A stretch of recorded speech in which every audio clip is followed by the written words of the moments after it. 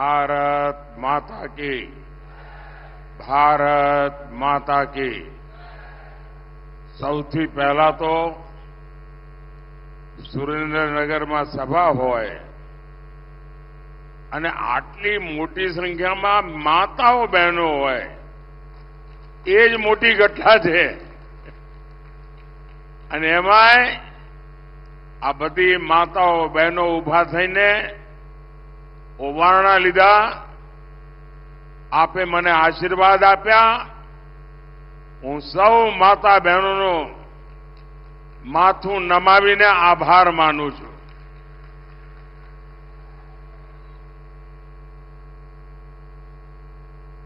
આપણું સુરેન્દ્રનગર મજામાં ને?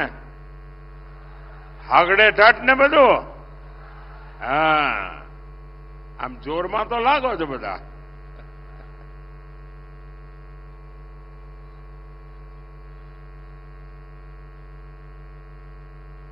સાથે સાથે કરીને મને તો દિલ્હી મોકલી દીધો।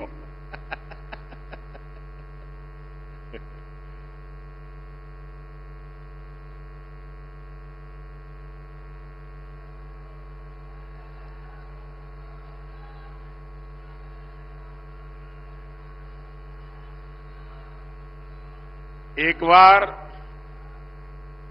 जनरल करियप्पा જે દુનિયામાં મોટું નામ હતું, ભારતની સેનાના વડા હતા, ડગલે ને પગલે લોકો એમને સલામી કરતા હોય, સન્માન કરતા હોય। પણ એકવાર એમના ગામમાં કર્ણાટકામાં એમને બોલાવીને એમનું સન્માન કર્યું અને એ વખતે એમણે કહ્યું, ભાઈ દુનિયામાં ગમે તેટલી વાહવાહી થતી હોય એ બધું તો હોય, પણ જયારે ઘર આંગણે જઈએ ને થાય ને ત્યારે જોમ જુદું હોય છે। આજે હું અનુભવ કરું છું, ગઈકાલથી હું આવ્યો છું, જે રીતે ગુજરાત આખું ઓવારણા લઈ રહ્યું છે, ગુજરાત જે રીતે પ્રેમ વરસાવી રહ્યું છે, ભાઈઓ બહેનો, હું ગુજરાતનું ઋણ ક્યારેય ન ભૂલી શકું। અને મારી શાસકીય કારકિર્દી જે છે એ સૌરાષ્ટ્રથી શરૂ થઈ। મને પહેલી વાર એમએલએ સૌરાષ્ટ્રે બનાવ્યો અને આ ગુજરાતે મને એવું પાકું ઘડતર કર્યું છે ને સાહેબ, તમે ટપલા મારીને ક્યાંય કાચો પડું છું? બોલો, ક્યાંય કાચો પડ્યો છું? ક્યાંય ઊણો ઉતર્યો છું? તમારું માથું ઊંચું ન થાય એવું કર્યું છે કે નથી કર્યું? છાતી તમારી 56 ની થાય એમ કર્યું છે કે નથી કર્યું? પણ એનું કારણ મોદી નથી હો, એનું કારણ તમારા આશીર્વાદ છે, એનું કારણ તમારા પ્રેમ છે। અને ભાઈઓ બહેનો, આપણે નાનું વિચારતા નથી, નાનું કરતા નથી। સ્ટેચ્યુ બનાવ્યું તો દુનિયાનું મોટામાં મોટું, સ્ટેડિયમ બનાવ્યું તો દુનિયામાં મોટામાં મોટું, એટલે કાચું કઈ કરવાનું જ નહીં। અને હવે 25 વર્ષનું લક્ષ્ય લઈને આપણે નીકળ્યા છીએ અને વિકસિત ભારત, જ્યારે ભારતની આઝાદીના 100 વર્ષ થાય ત્યારે હિન્દુસ્તાન દુનિયામાં વિકસિત દેશ હોય અને દુનિયામાં ભારત વિકસિત દેશ હોય એનો અર્થ કે આપણા ગુજરાતે તો 5 વર્ષ વહેલા વિકસિત થવું પડે ભાઈ।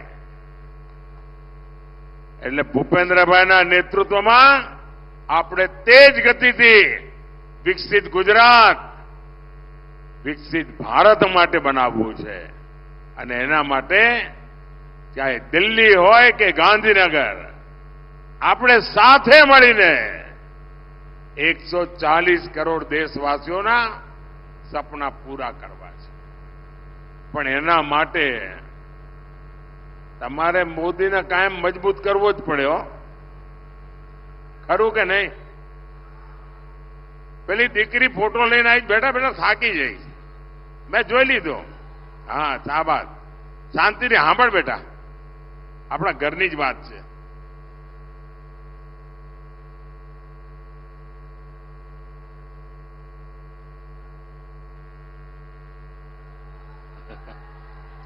જોઈ લીધો બેટા, ફોટો જોઈ લીધો, જોઈ લીધો. થેન્ક યુ, સરસ બનાવ્યો છે બેટા. વિકસિત ભારત બનાવવું હોય, વિકસિત ગુજરાત બનાવવું હોય અને તમારો ઘરનો દીકરો દિલ્હીમાં બેઠો હોય તો એને મજબૂત કરવાની જવાબદારી ઘરવાળાઓની ખરી કે નહીં ભાઈ? તમે મારા બધા પરિવારજનોની ખરી કે નહીં? હવે 26 તમે આપો એ તો બરાબર છે ભાઈ. તમે 14 આપી ને 19 આપી, પણ આ વખતે તો મારે કંઈક વધારે જોઈએ છે. આપશો? જરા હાથ ઉપર કરીને કહો આપશો. પણ એના માટે મહેનત કરવી પડે હો. આ 7મી તારીખ સુધી પગવાળીને બેસવાનું જ નથી. અને મારે તમારી પાસેથી 2 ચીજ જોઈએ. આપશો? હજુ મેં કહ્યું નથી ને તમે તો હા પાડી દીધી. ભારે વિશ્વાસ છો તમારો મારા ઉપર. એક, મતદાનના જેટલા પણ રેકોર્ડ હોય તમારા ગામમાં, તમારા બૂથમાં, એ બધા રેકોર્ડ તૂટવા જોઈએ અને એના કરતા વધારે મતદાન થવું જોઈએ. કરશો? કરશો? પણ એનો એક રસ્તો બતાવું. કરવું હોય તો કેવી રીતે કરાય? 10 વાગે પહેલા દરેક બૂથમાં 25 લોકો અથવા 30 મતદારો થાળી વગાડતા વગાડતા, ગીત ગાતા ગાતા, જેમ પ્રભાતિયા ગાય ને એવી રીતે મતદાન મથકે જાય. આખા બૂથમાં લોકશાહીનો ઉત્સવ ઉજવાય અને 10 વાગ્યા સુધીમાં આવા 30 સરઘસ નીકળે. ઓછામાં ઓછા 30 સરઘસ, દરેકમાં 30 મતદાર, અને જઈને આપણે મત આપીએ તો તમે જોઈ લેજો બાપુડી, એ પાકે પાયે તમારું મતદાનના રેકોર્ડ તૂટી જાય. બીજું કામ, આપણે આ વખતે બધા પોલિંગ બૂથ જીતવા છે ભાઈ. એકે પોલિંગ બૂથ હારવાનું જ નહીં. એકે પોલિંગ બૂથમાં ભાજપનો ઝંડો ઝૂકવા ના જોઈએ. મંજૂર? કરશો બધા? હોય 100%? આમ તો મને ગુજરાત ઉપર એવો ભરોસો ભાઈ, એ પાછી પાની કરે જ નહીં. साथियों, जब मैं गुजरात में था, आपकी सेवा में जुटा था, तब हमेशा आपके पास आकर के मैं गुजरात में क्या कर रहा हूं, सरकार क्या काम कर रही है, कैसे कर रही है, उसका रिपोर्ट कार्ड मैं हमेशा देता था. और वो आदत अभी भी गई नहीं है. और आज आपका ये बेटा, गुजरात का संतान, आपका सामने अपना 10 साल का रिपोर्ट कार्ड देने के लिए गुजरात आया है.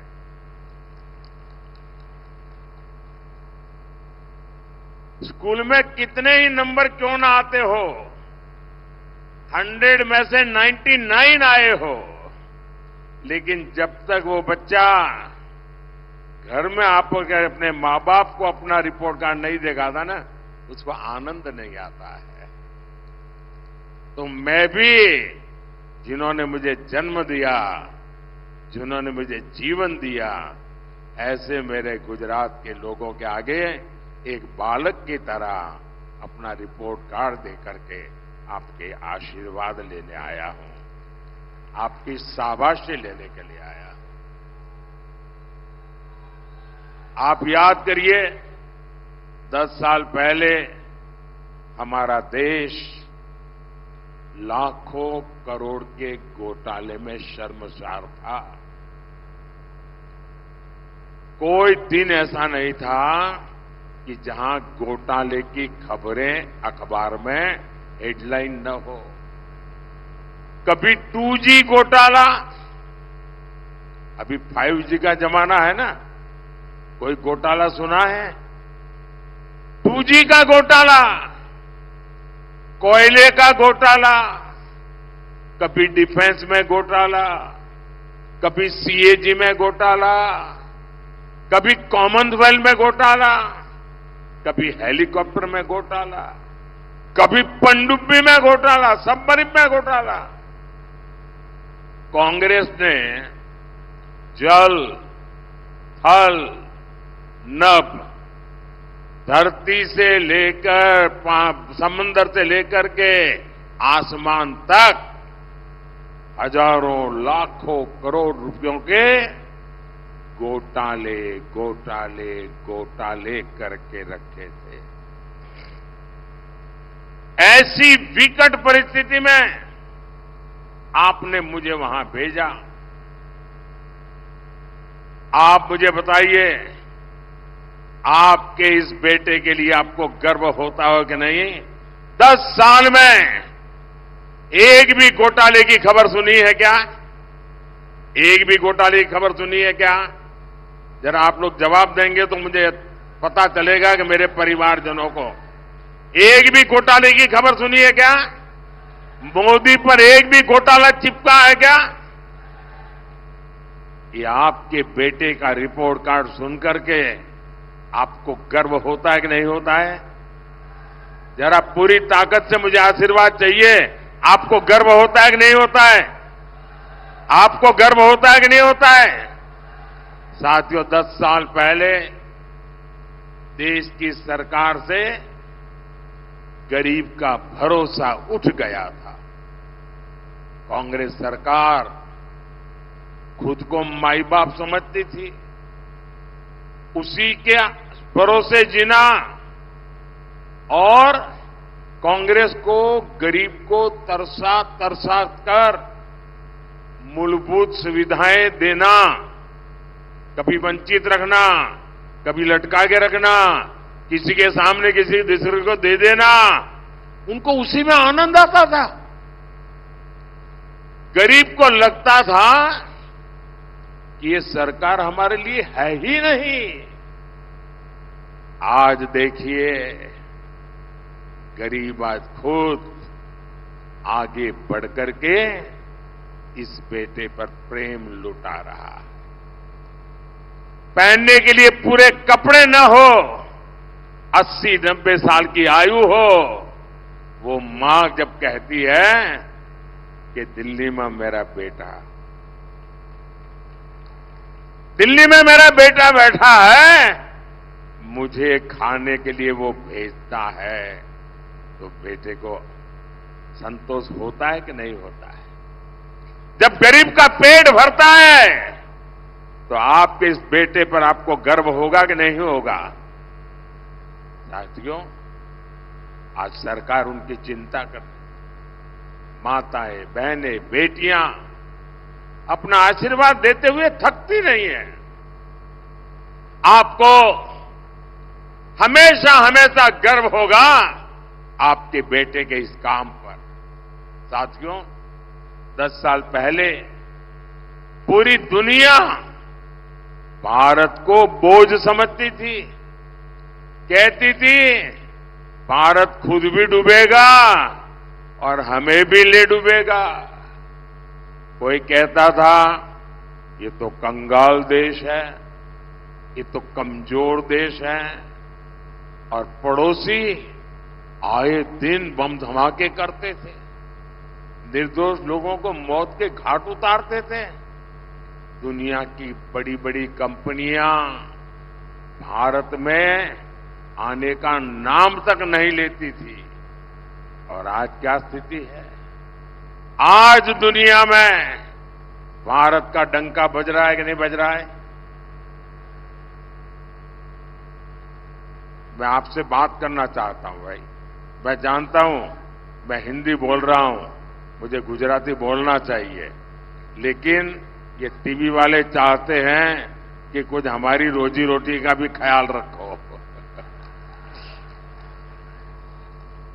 आप मुझे बताइए साथियों, आज दुनिया में हिंदुस्तान का डंका बज रहा है कि नहीं बज रहा है? हिंदुस्तान का डंका बज रहा है कि नहीं बज रहा है? अमेरिका में भी हिंदुस्तान का डंका बज रहा है कि नहीं बज रहा है? यूरोप में हिंदुस्तान का डंका बज रहा है कि नहीं बज रहा है? ऑस्ट्रेलिया में भी हिंदुस्तान का डंका बज रहा है कि नहीं बज रहा है? जापान में भी हिंदुस्तान का डंका बज रहा है कि नहीं बज रहा है? किसके कारण? किसके कारण? किसके कारण? किसके कारण? किसके कारण? ये मोदी के कारण नहीं है, ये आपके एक वोट के कारण है। ये आपके वोट की ताकत है कि आज मोदी वहां बैठा है और दुनिया में हिंदुस्तान का डंका बज रहा है।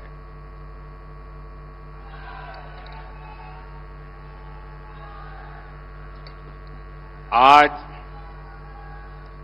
बड़ी बड़ी कंपनियां भारत में आने के लिए उनके बीच में होड़ मची हुई है, स्पर्धा चल रही है। भारत आज आत्मनिर्भर बन रहा है। भारत आज आतंकवादियों को भेजने वाले लोगों को पता है, अब भारत घर में आकर के घुस करके मारता है। और मैं मानता हूं हर गुजराती को गर्व होता होगा। साथियों, 10 साल पहले भारत दुनिया की 11 नंबर की अर्थव्यवस्था थी। दुनिया में हमारा नंबर 11 था। दुनिया भी सोचती थी कि जैसे तैसे भारत की गाड़ी चल रही है, इससे ज्यादा अच्छा ये देश कर ही नहीं सकता है, हो सकता है वो और लुढ़क जाएगा। लेकिन 10 साल पहले आपने अपने बेटे को बिठाया और 10 साल के भीतर भीतर भारत छलांग लगाकर दुनिया की 5 नंबर की अर्थव्यवस्था बन गया। पूरी दुनिया चौंक गई। कोरोना के समय जब बड़े बड़े देशों की अर्थव्यवस्था हिल गई, एक अकेला भारत था जो मजबूती से डटा हुआ था।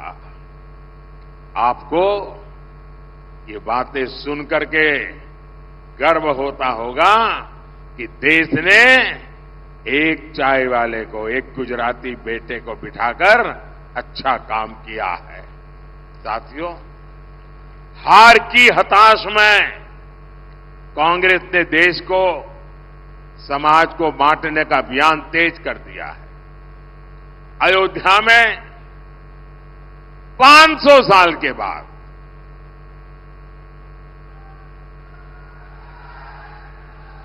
500 साल के बाद हमारे पूर्वजों की आत्मा जहां भी होगी ना, हमें आशीर्वाद देती होगी। आप मुझे बताइए, देश आजाद होने के दूसरे दिन राम मंदिर का काम होना चाहिए था कि नहीं होना चाहिए था? ये कांग्रेस वालों ने वोट बैंक के खातर लटकाए रखा, रोड़े अटकाए, उसके खिलाफ खेल खेले। अयोध्या में 500 साल के इंतजार के बाद भव्य राम मंदिर बना। आपको अपने बेटे पर अब भरोसा है ना? भरोसा है ना? जो कहेगा वो करता है ना? 500 साल का इंतजार खत्म हो गया साथियों। लेकिन कमाल देखिए, राम मंदिर के ट्रस्टियों ने घर जाकर के कांग्रेस के लोगों को निमंत्रण दिया कि आप भी आइए प्राण प्रतिष्ठा में, आपकी पुरानी सारी गलतियां माफ कर देते हैं, आइए हम बुलाते हैं। लेकिन कांग्रेस और उसके चेलों को, चट्टे बट्टे को ये निमंत्रण मंजूर नहीं था। उन्होंने निमंत्रण को ठुकरा दिया, ठुकरा दिया। भाइयों बहनों, राम मंदिर का निमंत्रण ठुकरा देना कितना उचित है मैं समझ नहीं पाता हूं। अब कांग्रेस ने हिंदुओं की आस्था में भी भेद करने का दुस्साहस को शुरू किया है। कांग्रेस के अध्यक्ष श्रीमान मल्लिकार्जुन खड़गे जी, उन्होंने एक बड़ा गंभीर विषय छेड़ा है और उन्होंने कहा है भगवान राम और भगवान शिव, उसके संबंध में बड़ा खतरनाक बयान दिया है। और वे बदिरादे से दिया गया हुआ स्टेटमेंट है। हिंदू समाज को बांटने के लिए खेल खेला गया है। वो राम भक्तों को और शिव भक्तों में भेद देखते हैं, भेद करते हैं और भेद करके लड़ाना चाहते हैं। हजारों हजारों साल से चली आ रही हमारी महान परंपरा, राम हो, कृष्ण हो, शिव हो, अरे मुगल भी इसे तोड़ नहीं पाए थे मल्लिकार्जुन जी। अब कांग्रेस तोड़ना चाहती है। तुष्टीकरण के लिए कांग्रेस और कितना नीचे जाएगी। और कांग्रेस के लोग सुन लें, जो राम को खत्म करने के लिए निकला था उसका क्या हुआ था। और उनके एक शाहजादे ने महीने भर पहले कह दिया था कि मैं इस देश में शक्ति का विनाश करके रहूंगा। ये शक्ति स्वरूपा मेरी माताएं बहनें बैठी है। हम शक्ति के उपासक हैं। कोई अंबा की उपासना करता है, कोई चामुंडेश्वरी की करता है, कोई चोटीला के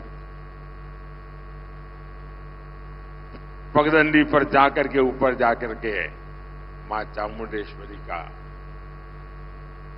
कभी दुर्गा का, कभी काली का, कभी लक्ष्मी का, कभी सरस्वती का। हम शक्ति की उपासना करते हैं। और शाहजादे ने कह दिया था कि मैं शक्ति का विनाश करूंगा। और जो शक्ति की उपासना करने वाले लोग हैं, क्या वो शक्ति का विनाश करने वालों को कभी स्वीकार कर सकते हैं क्या? जो शिव और राम को लड़ाने की बात करते हैं, वो कभी स्वीकार कर सकते हैं जी? हम तो वो लोग हैं जिन्होंने शिव जी के सामने कमल पूजा करके अपने सिर काट करके रख दिए थे जी। ये क्या कर रहे हैं लोग? साथियों, कांग्रेस हमेशा से रॉन्ग डिलीवरी वाली पार्टी है। देश को आजादी दिलानी थी, लेकिन उन्होंने बंटवारा कर दिया। देश का विकास करना था, लेकिन जो था वो भी लूट लिया। गरीबों का पैसा गरीबों को जाना था, लेकिन कांग्रेस की तिजोरी में पहुंचा। अब एससी, एसटी, ओबीसी के हक का आरक्षण हमारे दलित, हमारे आदिवासी, हमारे बख्शीपंथ के भाई बहन, उनको जो आरक्षण मिला है, जो बाबा साहब आंबेडकर ने दिया है, जो भारत के संविधान ने दिया है, ये आरक्षण भी अब एससी, एसटी, ओबीसी से लेकर के धर्म के आधार पर मुसलमानों को डिलीवर करना चाहते हैं। पिछले 3 दशक से कांग्रेस लगातार ऐसी कोशिश कर रही है। कांग्रेस ने कर्नाटका में रातों रात एक फतवा निकाला, एक पेपर निकाला, थप्पा मार दिया और कह दिया कि कर्नाटका में जितने भी मुसलमान हैं वो सबके सब ओबीसी है।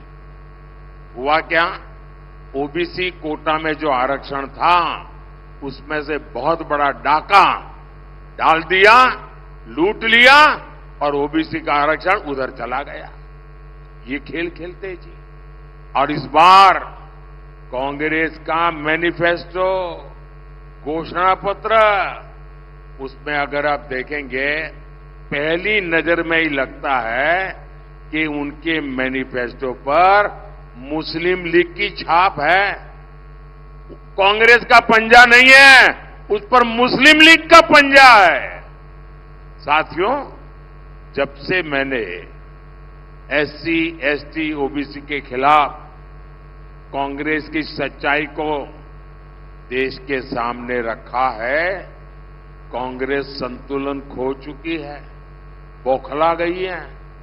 कांग्रेस झूठ पर झूठ बोले जा रही है और इसलिए मैं भी कांग्रेस को 3 चुनौतियां दे रहा हूं। ત્રણ પડકાર ફેંકું છું કોંગ્રેસ સામે।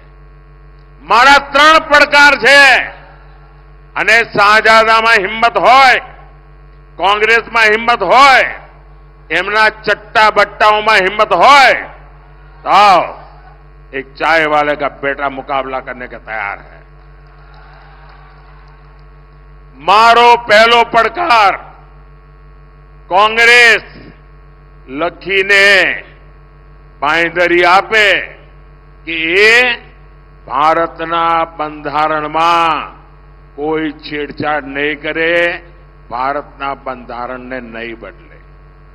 कांग्रेस લખીને આપે, બાંયધરી આપે કે બાબા સાહેબ આંબેડકરે જે આરક્ષણ આપેલ છે એને ધર્મના આધાર પર દલિતો, આદિવાસીઓ પાસેથી લૂંટીને, બક્ષીપંચ પાસેથી લૂંટીને મુસલમાનોને આરક્ષણ નહીં આપે।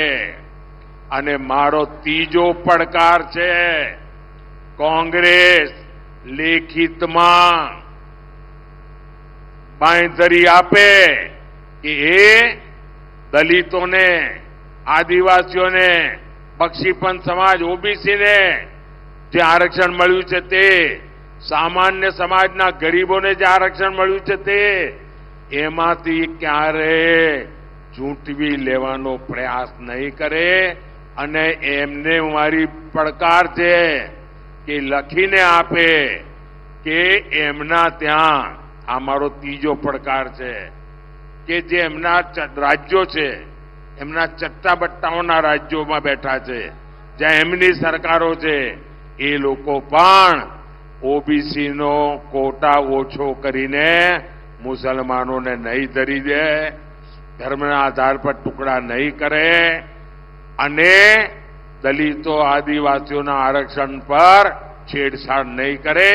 આ મારા 3 પડકારો આ કોંગ્રેસના શાહજાદાને અને એમના બધા મળતિયાઓનો છે। કેટલાય દાડાથી બોલી રહ્યો છું। मेरी चुनौतियों के बाद से कांग्रेस को सांप सूंघ गया है। मैंने 23 अप्रैल को पहली बार कांग्रेस को ये 3 चुनौतियां दी थी।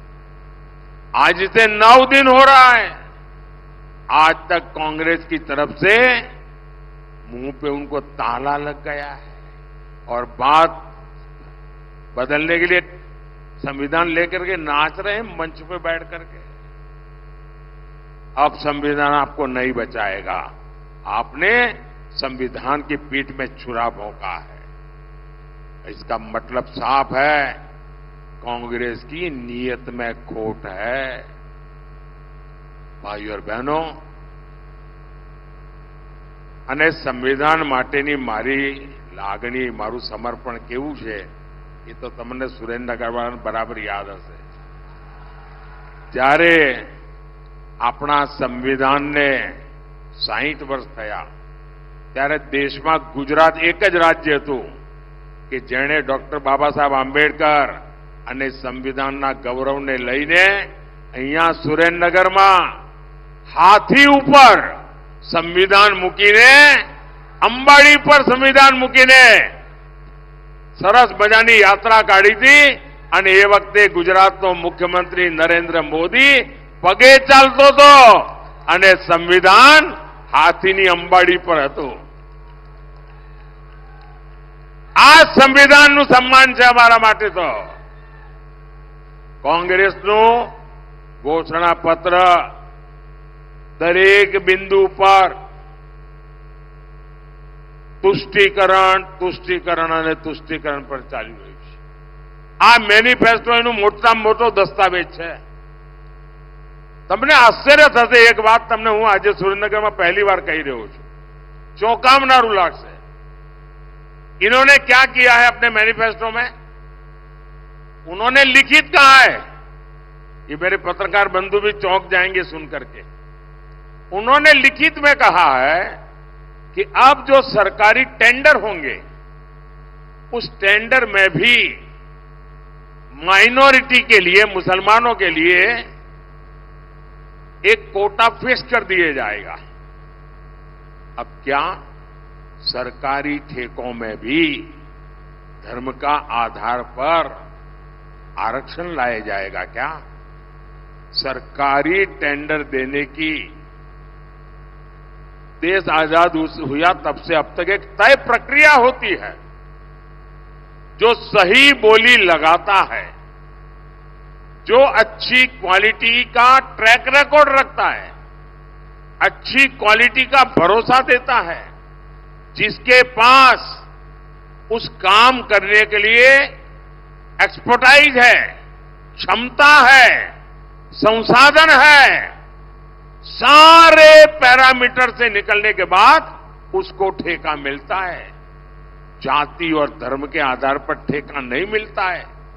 अब कांग्रेस कह रही है, अपने वोट बैंक के लिए पक्षपात करते हुए वो कहती है कि ठेका अब ऐसे नहीं मिलेगा, ठेका धर्म के आधार पर बांटा जाएगा. साथियों, भाजपा कह रही है हम आधुनिक इंफ्रास्ट्रक्चर बनाएंगे. कांग्रेस की चली तो इसके टेंडर भी धर्म के आधार पर बांटेगी. ये हाईवे, एक्सप्रेसवे जो बन रहे हैं वो भी क्या धर्म के आधार पर बनाए जाएंगे? देश की सेना के लिए हम मेड इन इंडिया अस्त्र शस्त्र बना रहे हैं. बारूद भी बना करके सरकार को बेच सकते हैं. क्या धर्म के आधार पर अब किसी धर्म के विशेष को कहेंगे कि तुम बारूद बनाओ हमारी सेना के लिए, कि योग्य व्यक्ति को देंगे? कोई भी धर्म के आधार पर नहीं, जाति के आधार पर नहीं, योग्यता के आधार पर देंगे. अब कांग्रेस की ये सनक देखिए, चुनाव जीतने के लिए, सत्ता पाने के लिए ये देश को तबाह करने पर लगे हैं. हर सेक्टर में ये देश को बांटने का ये मुस्लिम लीगी प्लान देश को मंजूर नहीं है. और कांग्रेस लिख के रखे, जब तक मोदी जिंदा है ना, मोदी जिंदा है तब तक आप देश का ऐसा बंटवारा नहीं कर पाओगे. અને આપણે ત્યાં તો કહે છે કાઠિયાવાડમાં ખેલ ખેલાડીના અને ઘોડા સવારોના. ભાઈઓ બહેનો, સંવિધાનની બાબતમાં મારું કમિટમેન્ટ તમને ખબર છે. અને મેં અહીંયા જેમ વર્ણન કર્યું એમ 60 વર્ષ મેં મનાયા હતા ને, હવે દિલ્હીમાં છું, હવે 75 થયા છે. સાહેબ, ધૂમધામથી હું સંવિધાનની 75મી વર્ષગાંઠ મનાવવાનો છું. અને આ સંવિધાનને ચેડા કરવાળી જે લોકો છે, ગેંગ, એને ખુલ્લી પાડવાનો. ગામે ગામ, સ્કૂલે સ્કૂલે, મોહલ્લે મોહલ્લે જઈને આ ત્રીજી ચોથી જૂને પરિણામ આવ્યું નથી કે હું પાછળ પડ્યો નથી. તમે જોઈ લેજો. સંવિધાન की મર્યાદા, સંવિધાનનું સન્માન, સંવિધાન પ્રત્યે રાષ્ટ્રની અંદર જાગૃતિ, એનું એક મોટું અભિયાન ચલાવી. આ લોકોને મારે મગજ ઠેકાણે લાવવા જ પડશે. ભાઈઓ બહેનો, આજે દેશ જે રીતે પ્રગતિ કરી રહ્યો છે, મારા જે ફર્સ્ટ ટાઈમ વોટર છે એમને ખબર નહીં હોય, જ્યારે હું પ્રધાનમંત્રી બન્યો એ પહેલા તો એ લોકો 8 વર્ષના, 10 વર્ષના, 12 વર્ષના હશે. એ વખતે એમને કાંઈ ખબર નહીં હોય દેશની શું દશા હતી. મારે મારા ફર્સ્ટ ટાઈમના વોટરોને કહેવાનું છે કે તમે તો ગૂગલ ગુરુવાળા વિદ્યાર્થીઓ છો, તો તમે બધા ગૂગલ ગુરુના શિષ્યો છો. જરા ગૂગલ પર જઈને 2012, 13, 14ના જરા છાપા જોઈ લેજો. એ દિવસોને યાદ કરજો. આપણે હવે દેશને ત્યાં નથી લઈ જવો. મારા પહેલા વખતના જે મતદારો છે, તમારો પહેલો વોટ દેશના નામે જ હોવો જોઈએ, દેશના ભવિષ્ય માટે હોવો જોઈએ. ભાઈઓ બહેનો, રાજકોટ હોય, ભાવનગર હોય, ખૂબ મોટી માત્રામાં ઔદ્યોગિક વિસ્તાર, એના માટે આપણે કામે લાગ્યા છીએ. ભૂપેન્દ્રભાઈએ કહ્યું એમ, સેમી કન્ડક્ટર દુનિયાના 4-5 દેશોમાં છે. એ મોટું કામ અહીં તમારા પડોશમાં આવી રહ્યું છે. ભાઈઓ, તમારા માટે તો જય જયકાર છે. ઇન્ટરનેશનલ એરપોર્ટ તમારા તો ઘર આંગણે બની ગયું. ભાઈ, તમારે તો જય જયકાર છે. હવે તો ઇલેક્ટ્રિક વેહિકલનો જમાનો છે. અને તમને ખબર છે મોદી સાહેબે શું વિચાર્યું છે? આપણા નરેન્દ્રભાઈ પીએમ સૂર્યઘર, પીએમ સૂર્યઘરમાં મારી યોજના છે, તમારું ઘરનું વીજળીનું બિલ 0, મફત, કાના માતા વગરનું મફત.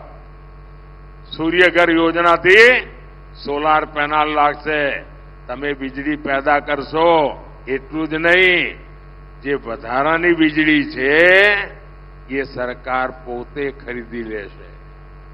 એટલે તમારા ઘરમાં વીજળી તમે હવે આજે બિલ આપો છો ને, હવે તમે વીજળી વેચીને કમાણી કરી શકશો. આ તમારા નરેન્દ્રભાઈ આપવાના છે. એટલું જ નહીં, આજે તમે ગાડીઓ ચલાવો છો ને, પેટ્રોલ ડીઝલનો ખર્ચો કરો છો, સાહેબ એ પણ મારે 0 કરી દેવાનું છે. મફતમાં તમારી પેટ્રોલ ડીઝલની ગાડીઓ તમારી ચાલે, મફતમાં, મફત, કાના માતા વગરનું. અને એનો ઉપાય કેવો? જે સોલાર એનર્જી લાગશે, ઇલેક્ટ્રિક વેહિકલ આવવાનો છે જમાનો, પેટ્રોલ વગેરે વેહિકલ જતા રહેશે. તમારા ઘરમાં જ તમે રાત્રે સ્કૂટી હોય, સ્કૂટર હોય, ગાડી હોય, રાત્રે ચાર્જ કરી દેવાની. સોલાર એનર્જી દિવસભરની પડી હોય અને બપોડી ચલાય કરો. અમદાવાદ જઈને આટો મારીને આવે, 1 રૂપિયો ખર્ચો નહીં. બોલો, લહેરમ લહેર જ છે કે નહીં? હે, 2 હાથમાં લાડવા છે કે નહીં? આ તમારો નરેન્દ્રભાઈ 5 આંગળી ઘીમાં કરાવી દે કે નહીં? અને એટલા માટે મારે બધા પોલિંગ બૂથ જીતવા છે, પાકો.